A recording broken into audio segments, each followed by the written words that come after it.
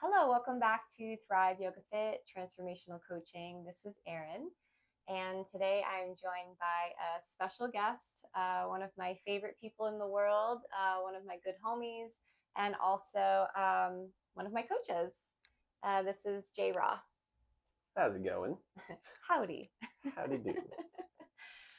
So Rawe is an amazing adaptive athlete who has pioneered different and new tricks on his sit ski, and he's always sort of pushing the boundaries of what the human body is capable of. He just came back from Japan not too long ago, Yeah. which I was a little bit jelly. I was more happy for him. Yeah. And so Jay took my yoga teacher training in, is it 2017? I think 2016? yeah, it's somewhere around there. Okay. 2016. Yeah. 2016, 2017. And then he went through my life coaching course a couple of years ago, like 2 years ago. Yeah, I think so. Yeah, Yeah. okay. Time is an illusion. Yeah. And, you know, since then, him and I, and we've known each other for, I think, over a decade and a half. But since then, we have been trading coaching because in the method that I teach, there is a bunch of cerebral tools, but there's also like emotional processing. There's like some more abstract concepts like shadow work and avatar work. And I find that it's hard to find a program that encapsulates all of them and then a teacher that can actually teach all of that. And beyond that, it's been super helpful. And, I like to walk my walk and I like to have a clear head. So I do lots of different practices like yoga, meditation. Jay, I know that you have different practices to keep your mind clear too. We're very curious, inquisitive people. And with high achieving people, I feel like we have this mind that is so curious, and it's like if we don't give it little problems to solve, little challenges, and keep it occupied, it will get into trouble. Well, it comes up with its own problems. Exactly. Yeah. If it doesn't have a problem, it will make one up. And just because we're all in this cosmic soup together, in this human experience together, I find that it's so helpful to have a designated like person, time, place to be able to just like let go of guards, of walls, of like let yourself be vulnerable, let yourself show somebody else your pain, your suffering. Sometimes I feel like when we coach each other, it's almost like you take an egg and you just crack it and Yeah. just and it's just kind of dumping out. And it's such a a nice feeling to have a safe space with a person who has skill, who is not going to shovel out advice, and is who is going to hold the container.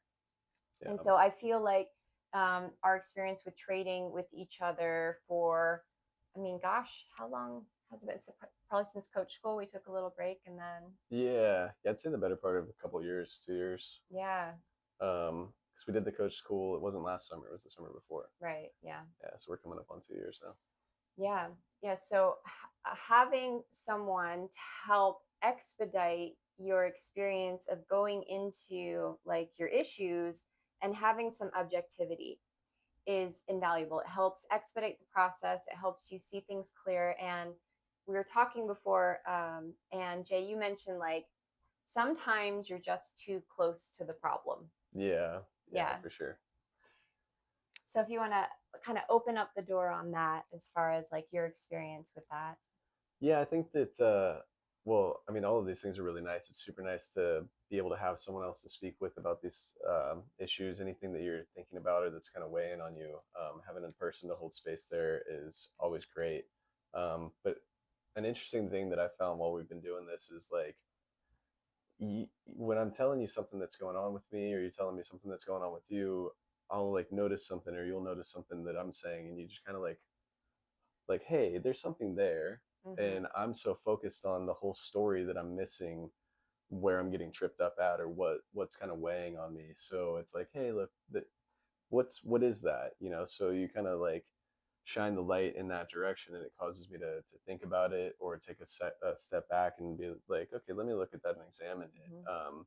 And usually it's something big or something that's like, uh, it helps you to kind of figure out, like, you're like, oh wait, how did I not see that? Right. And I feel like it's because, you know, that outside perspective is, it's like a blank sheet, or like a blank canvas, where you're like, this is all new to me. I'm not going through this story over and over and over.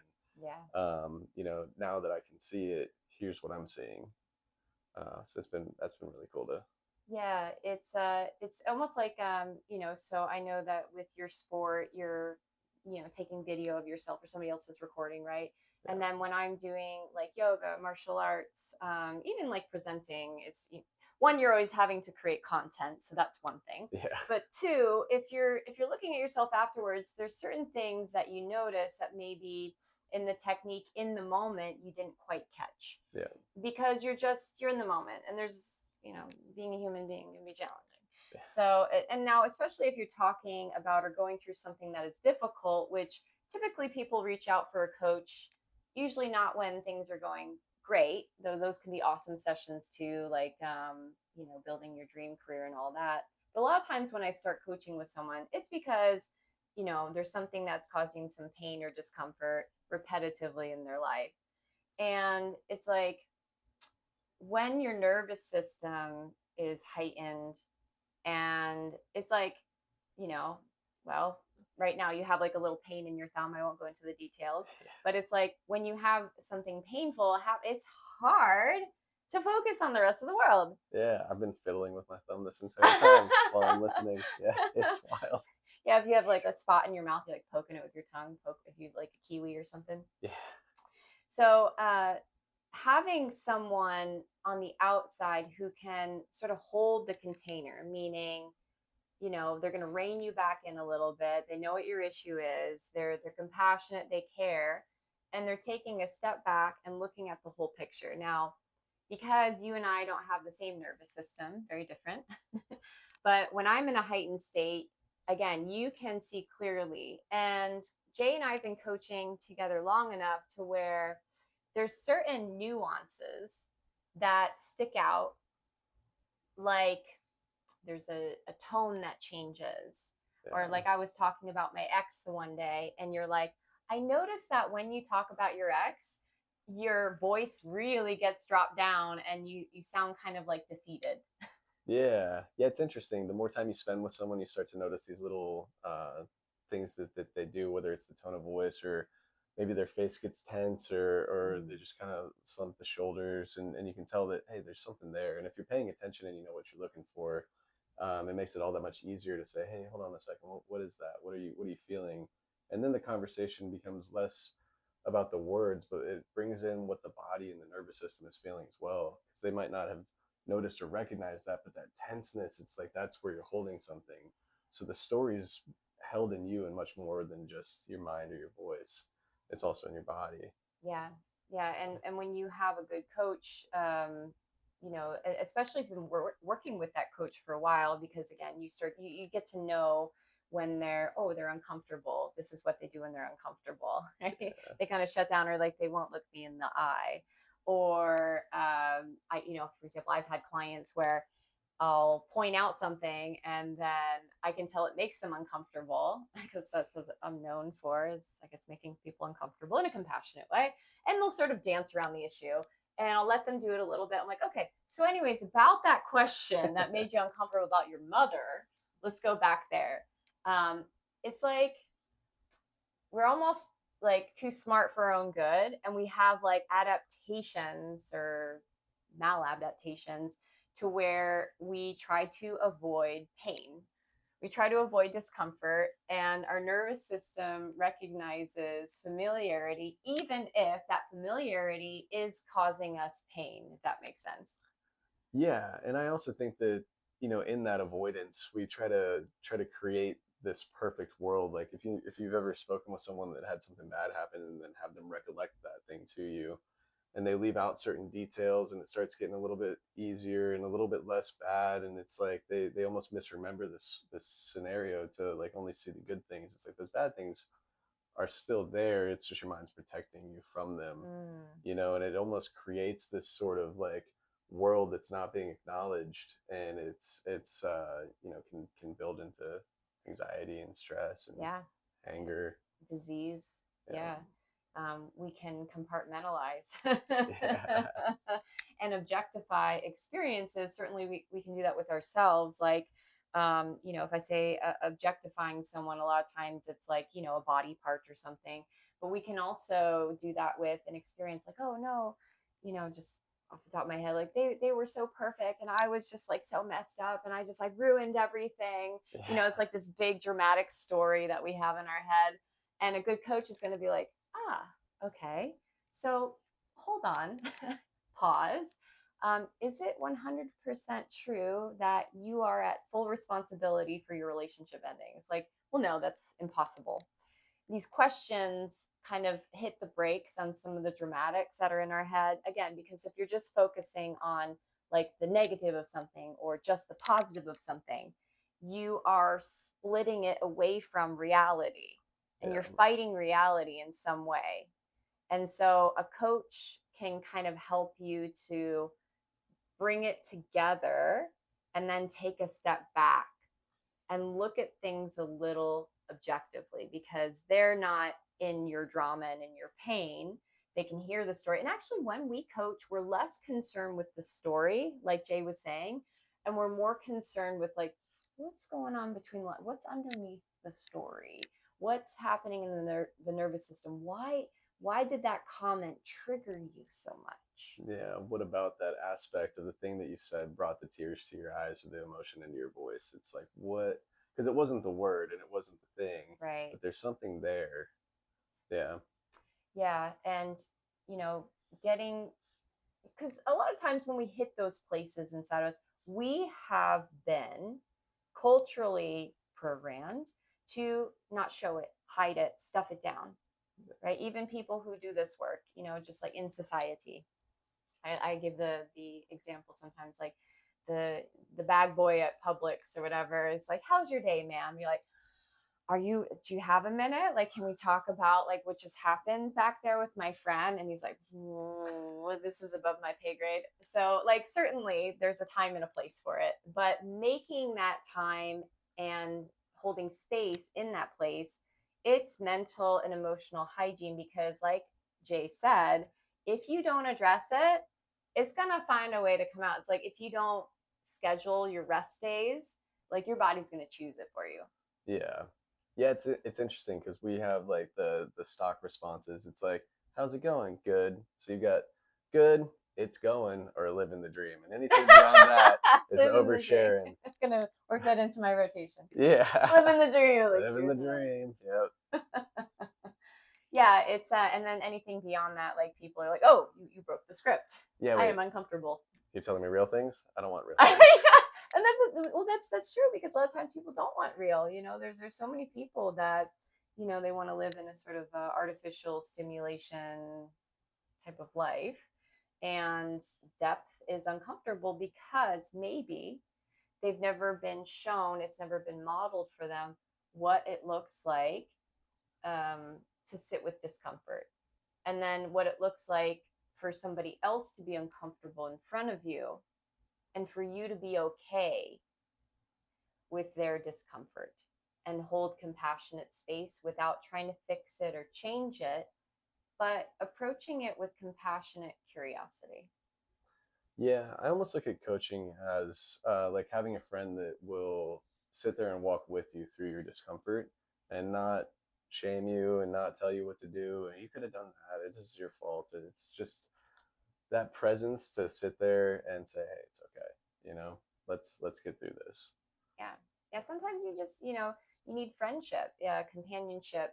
And especially, again, when your nervous system's jostled, when it's very tough, and, you might not have all the mechanisms to soothe yourself right on hand, having a compassionate voice. And it is very important that we're non judgmental. I can say with confidence that when I coach someone, I drop into a different space, and I'm pretty sure you do too. Yeah. Yeah. And there's no judgment. There's really not.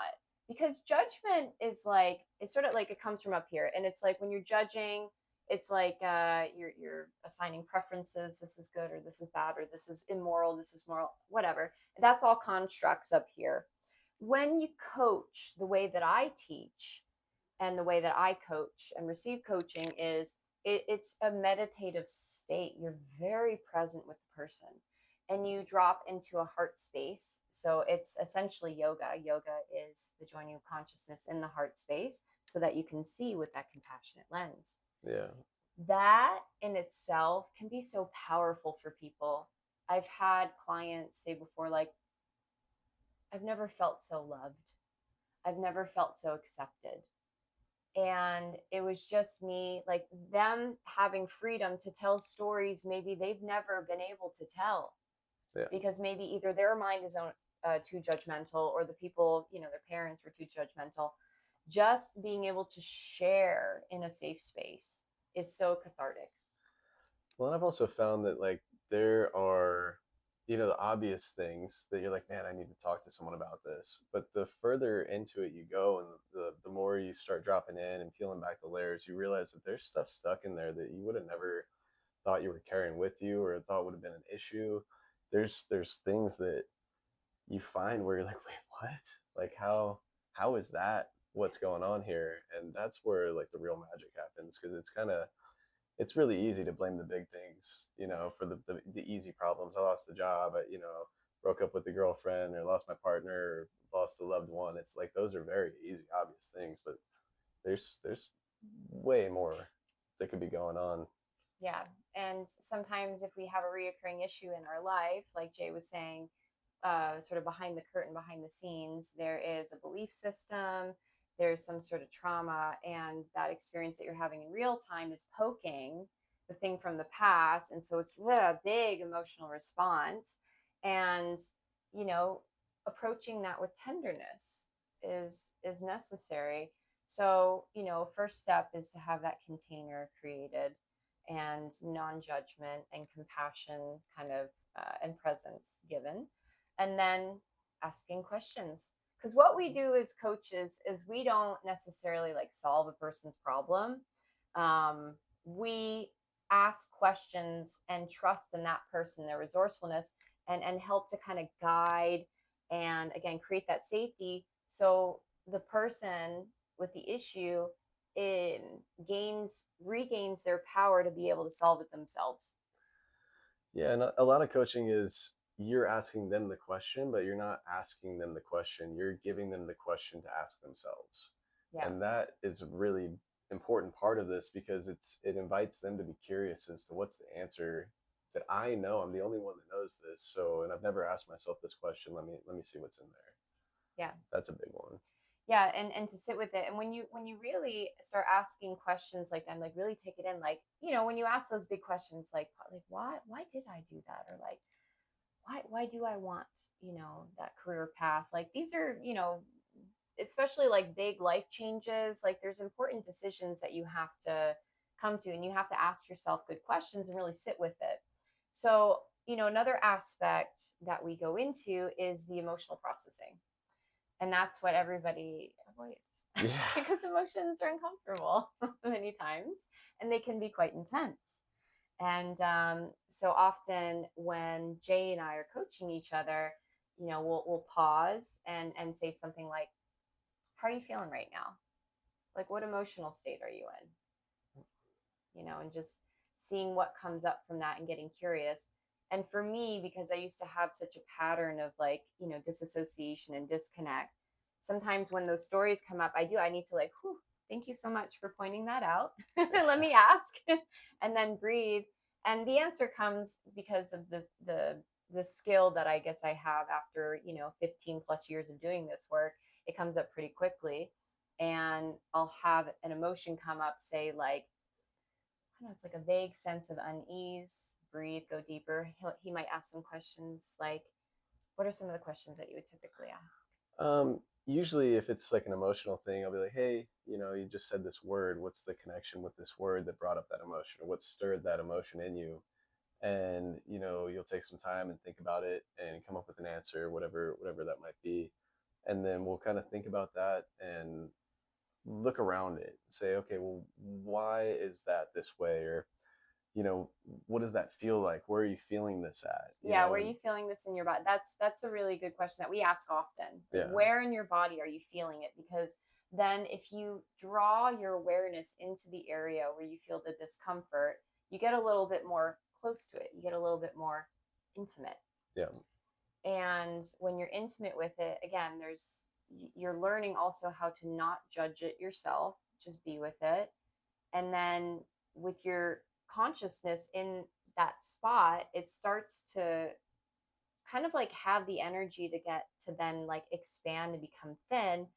And a lot of times underneath that surface level emotion, there is a deeper one like grief yeah, or shame or rage or anger, something like that. yeah, yeah. And it's for me often like, I'm angry. Okay, well, why are you angry? Where's it at? Find it, process it, and then underneath is one of those emotions like sadness or shame. It's just like easier for me to be angry than it is to be sad. So Anger feels more powerful than sadness, right? yeah, Yeah. yeah. So it's really, it's cool to see that and to go through that, but then like you get to that deeper part where it's like, okay, now we're getting to the real reason. What's in there? Does that have a voice? Is there anything that this is trying to tell you? I feel like those are Yeah. big questions. Yeah, and that journey, yoga is a journey of the self, through the self, to the self. That part is work only you can do. But having a guide, having a coach, having someone to, because again, you're in a heightened state, it's painful. Like your coach is, all right, breathe, breathe, draw into it, compassionate space. And then we start to free ourselves from this chronically trapped energy. And when that happens, and it's magical, it's like you become expansive again. Yeah, I've had all sorts of different releases. Some it's makes your body tingle. I've gotten cold chills and like followed by like breaking out in sweat. I've become like flush in my face, and just from thinking about these things and allowing it to like breathe through and process, you can feel that release of this energy that's stuck. And you're like, what was that? Man, It's I'm keeping that one in there for so long. yeah, that one had some power to it. Yeah, the power of the body is so incredible, and conscious awareness, compassion, and then the breath. It starts to transform those things into medicine.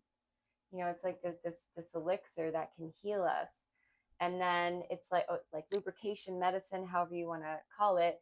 And then your body starts to be able to digest and transmute that stuck energy, and then you get, yeah, like tingles.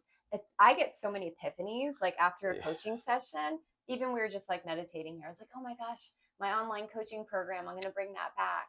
And it's just like when you have that clarity. Now if you have a bunch of distortion inside of you, like your nervous system is, oh, and you have like trauma and like, oh, that hurts, and oh, my thumb, and then I have a headache, and this hip hurts, and my stomach hurts. It's so much distortion. It's so hard to think clearly about your life that's happening in present moment.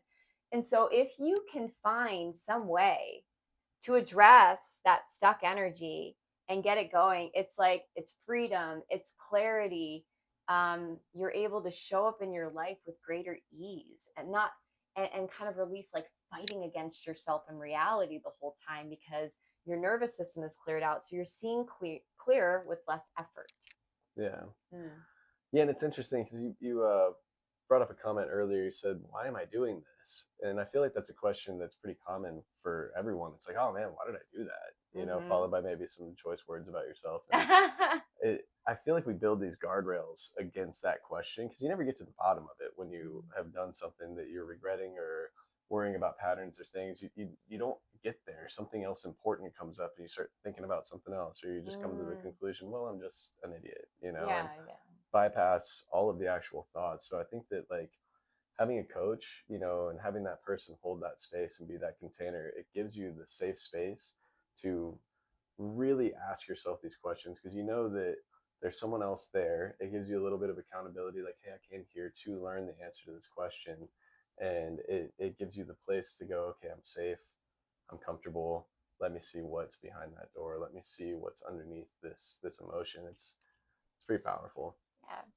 So, you take this sort of amalgam of different, stories in your head and emotions, and it's all like so overwhelming. Like a lot of times when people come to me for coaching, the first session is they're like with their story, and it's like, whoa, whoa, whoa. You can tell they're overwhelmed by it, and I'm looking objectively, and okay, their tone changed there, oh, their shoulder dropped there, their eye closed there, and I'm picking up on different, tells. It's almost like I don't know, maybe I'd be really good at poker.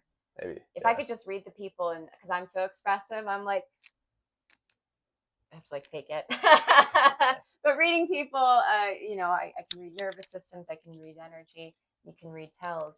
Um, Being able to pick up on those things and then draw the person back in, and then they go through that process of processing that energy and transmuting it. And then it's like when you get to the other side of it, just like the difference in your life, it's almost like I remember like the first time I had a really big coaching session for myself.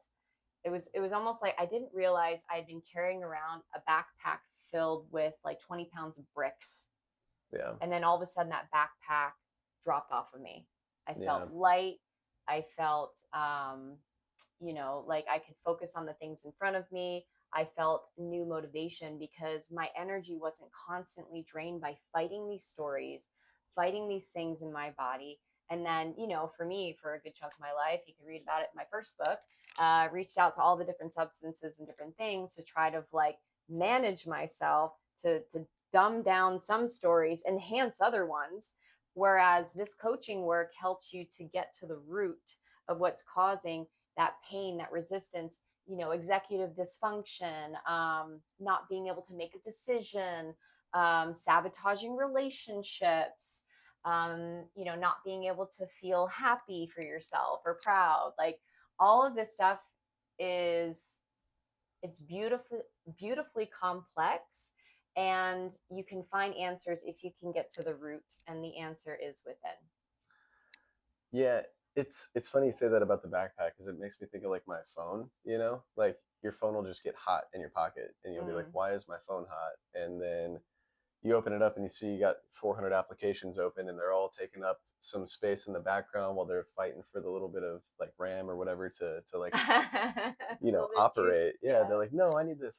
So when you exit all those out, your phone will cool down, and it's all programs that have a purpose. You open them for a reason. And with like our patterns and our thoughts and our feelings and emotions that we're holding on to, those reasons were good at that time. It might have been protective, or it might have not been the right time to go through these things or handle, or there might be denial or shame, or any number of reasons. Right.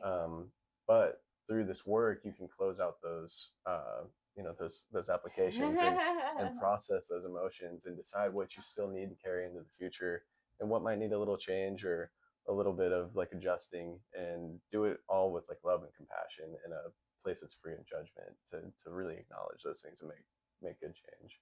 Yeah, when you free up your energy, you have more just like bandwidth Yeah, to get through the tedious things in life, like taxes and bill paying and all, the wonderful stuff that like you very much look forward to. So you have more bandwidth for stuff like that, but then you also get to be more present with people you love. You get to, pour your energy into your life's purpose, or maybe like go more in that direction. And the contrast of like constantly fighting yourself, and you might not even realize that you're doing it, but if your mind's always busy, if you're constantly losing stuff, if you know your body's in pain, there's different indicators that kind of like build, and as we compartmentalize, when you're free of all that, it's like you have so much more energy, so much more focus, so much more like life force in you, because it's not being sucked away by all these distractions, and you become so much more empowered. And that's a huge part of like all the different things that I do, the body work, teaching yoga, yoga therapies, coaching.